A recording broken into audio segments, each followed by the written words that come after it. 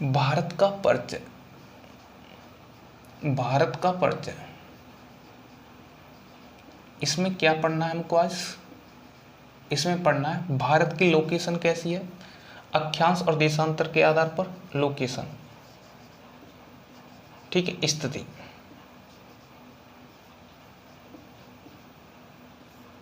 States कितने हैं राज्यों के बारे में, और डिस्प्यूट, ठीक है, पड़ोसी देशों के साथ जो विवाद चल रहे हैं उस बारे में। ये चीज़ हमको आज पढ़नी है, ये चीज़ आज हमको पढ़नी है। तो सबसे पहले आइए देशांतर और अक्षांश के हिसाब से, सबसे पहले आइए आप स्थिति, लोकेशन।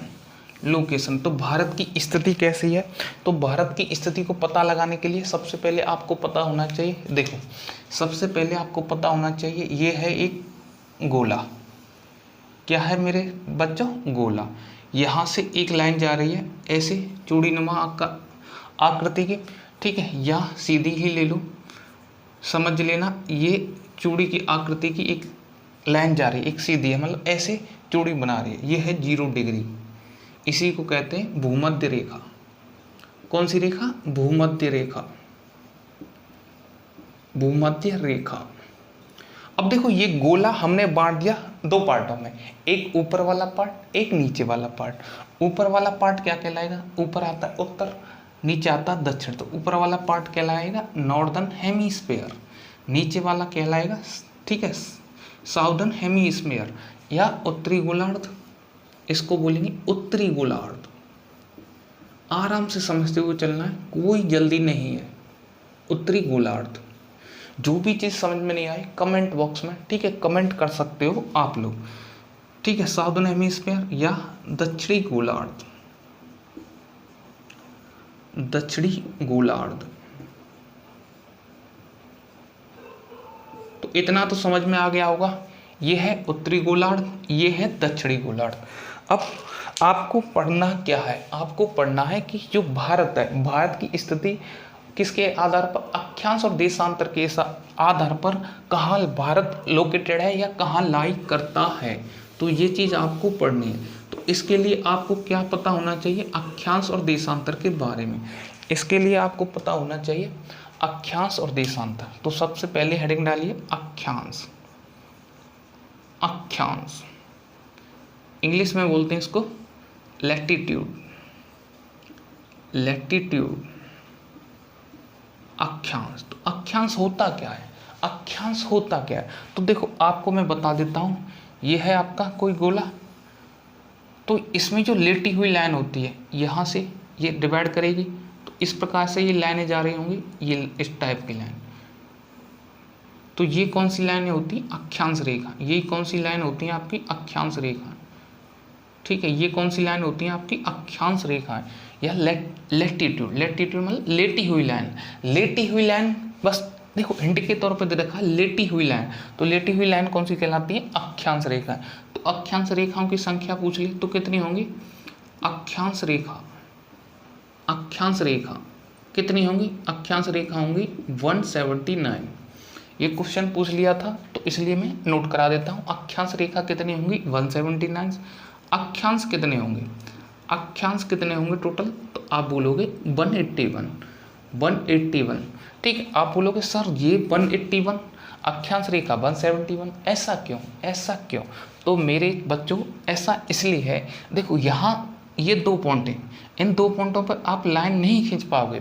क्यों? देखो ये बीच वाली है, ये बीच वाली है, 0 वाली 0 डिग्री, इससे 90 ऊपर है 90 नीचे है, तो 90 ऊपर 90 नीचे और एक 0 वाली, तो टोटल कितनी हो जाएंगी? आप बोलोगे 181।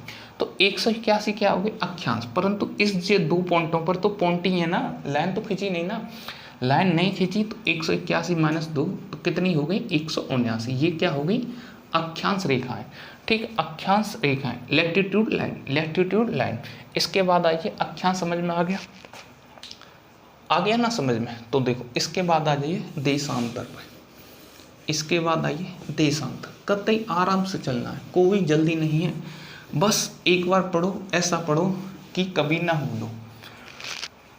आओ लैटिट्यूड, इसके बाद आओ देशांतर। देशांतर, इसको बोलते हैं लॉन्गिट्यूड। लॉन्गिट्यूड। तो अब देशांतर क्या होते हैं? देखो अक्षांश पढ़ लिया, अब आप देशांतर। तो ये देखो, ये क्या हो गया आपका गोला, ये लाइन है, ये गोले को बांट रही है। तो इस प्रकार की जो लाइनें होती हैं, इस प्रकार की मतलब खड़ी हुई लाइन है, तो ये कैसी लाइन कहलाती हैं? लॉन्गिट्यूड। तो ये लाइनें क्या कहलाती है? लॉन्गिट्यूड। तो इन्हीं लाइनों को कहते हैं लॉन्गिट्यूड। टोटल देशांतर कितनी होते हैं? 360। देशांतर कितनी होती हैं? 360। देशांतर कितनी होती हैं मेरे भाई लोगों? 360। अब देखो, अब जो तुम्हारे काम की चीज़ है, काम की चीज़ क्या है कि भारत की स्थिति अक्षांशों और देशांतर के इस आधार पर, भारत की स्थिति अक्षांश और देशांतर के इस आधार पर कहाँ लोकेटेड है या कहाँ स्थित है, या भारत कहाँ देशांतर और अक्षांशों के हिसाब से स्थित है, देशांतर और अक्षांशों के हिसाब से कहाँ पर स्थित है। तो यहाँ से सवाल बनते हैं, यहाँ से सवाल बनते हैं। तो देखो, आप सबको पता है, ये मान लो ये है एक गोला, ये लाइन गई और एक ये लाइन। तो देखो यहाँ पर आपका भारत लाई करता है, ये भारत है। तो ये लाइन कौन सी हो गई? वो 0 डिग्री वाली, 0 डिग्री वाली। कहने का मतलब लेटी हुई लाइन, लेटी हुई लाइन का मतलब क्या हो गया? अक्षांश। लेटी हुई लाइन का मतलब अक्षांश। ये कौन सी लाइन हो गई? खड़ी हुई लाइन। इसका मतलब क्या हो गया? लॉन्गिट्यूड, देशांतर। तो अक्षांश के आधार पर भारत कहाँ लाई करता है बताइए? आपके सामने है सब कुछ। तो अक्षांश के आधार पर भारत लाई करता, अक्षांश मतलब लेटी हुई लाइन। कहाँ लाई करता है? ऊपर। कहाँ लाई करता है? ऊपर। ऊपर लाई करता है तो कौन से में आ गया? किस में आ जाएगा? उत्तरी गोलार्ध में। तो किस में लाई करता है? उत्तरी गोलार्ध में। अक्षांश के हिसाब से भारत कहाँ लाई करता है? उत्तरी गोलार्ध में, नॉर्दर्न हेमिस्फीयर। ठीक है, नॉर्दर्न हेमिस्फीयर में। देशांतर के हिसाब से, देशांतर के आधार पर भारत कहाँ लाई करता है? देशांतर मतलब लॉन्गिट्यूड, लॉन्गिट्यूड मतलब खड़ी हुई लाइन। तो ये खड़ी हुई लाइन के आधार पर भारत कहाँ पड़ रहा है? इधर पड़ रहा है। ये कौन सा हो गया? पूर्व में। तो किस में आ गया? ठीक है, ईस्टर्न हेमिस्फीयर या पूर्वी गोलार्ध में। पूर्वी गोलार्ध में। किस में लाई करता है? पूर्वी गोलार्ध में। तो यह थी भारत की स्थिति अक्षांश और देशांतर के आधार पर। यह थी भारत की स्थिति अक्षांश और देशांतर के आधार पर। ठीक है, देखो आज के लिए इतना ही रहने देते हैं। क्यों? क्योंकि देखो छोटे छोटे टॉपिक हैं और स्टार्टिंग में ही हमें बड़ी क्लास नहीं करनी है, बस धीरे धीरे क्लासों को बढ़ाना है और धीरे धीरे फिर हम टाइम ड्यूरेशन बढ़ाते चलेंगे। बस उससे पहले आपको क्या करना है? आपको बस एक काम करना है, जितने भी लोग हैं सबसे पहले काम यह करना है कि जितने भी लोग हैं जो वीडियो आप देख रहे हैं इसको सब जगह आपको शेयर करना है, सब जगह शेयर करना है। और जो भी लोग पहली बार देख रहा है चैनल को सब्सक्राइब जरूर कर लें, चैनल को सब्सक्राइब जरूर कर लें। और जिसका भी कोई डाउट है कमेंट बॉक्स में, ठीक है, डाउट पोस्ट कर सकता है। दूसरे दिन आते ही हम उसके डाउट को सबसे पहले क्लियर करेंगे। और जिस भी टॉपिक पर आपको वीडियो चाहिए, जो सबसे हार्ड टॉपिक लगता हो, उसको आप कमेंट बॉक्स में बता देना, हम उस पर भी वीडियो जल्द से जल्द प्रोवाइड कर देंगे। ठीक है, आज के लिए इतना ही रहने देते हैं, बाकी पढ़ते हैं कल। तब तक के लिए आप पढ़ते रहिए, अच्छे रहिए, धन्यवाद।